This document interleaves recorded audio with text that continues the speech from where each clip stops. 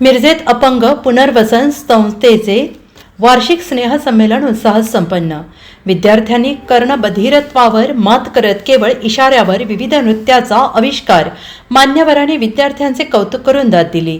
मिरज येथील सुवर्ण महोत्सवी वर्ष पार केलेल्या अपंग पुनर्वसन संस्थेच्या कैलासवासी रावी भिडे मुकबधीर शाळा आणि ब्राईट फ्युचर इंटरनॅशनल स्कूल या दोन्ही शाळांचा संयुक्त वार्षिक पारितोषिक वितरण आणि विविध गुणदर्शन समारंभ काल संस्थेच्या प्रांगणात उत्साहात संपन्न झाला आणि या निमित्ताने क्रीडा आणि बौद्धिक स्पर्धा घेण्यात आल्या। बक्षीस वितरण मान्यवरांच्या हस्ते झाले। मिरज आणि आसपासच्या पंचक्रोशीतील दिव्यांग बांधवांच्या सेवेसाठी अविरत काम करणाऱ्या अपंग पुनर्वसन संस्थेला नुकतीच 50 वर्ष पूर्ण झाली। संस्थेचे सचिव श्री सुरेश बापू आवटी यांच्या मार्गदर्शनाने संस्थेची वाटचाल सुरू आहे। गेल्या वर्षी संस्थेने ब्राईट फ्युचर या नावाने इंग्रजी माध्यमाच्या अद्ययावत शाळेच्या रूपाने एक नवे दालन सुरू केले।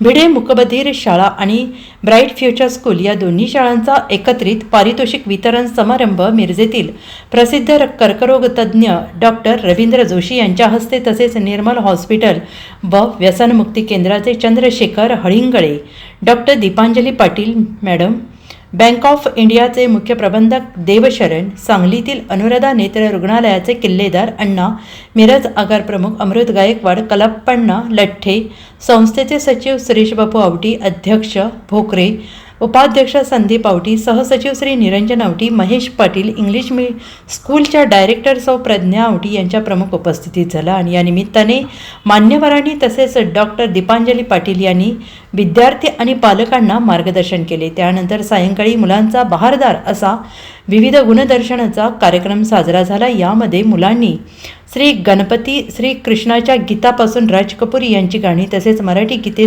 आदींवर नृत्य सादर केले।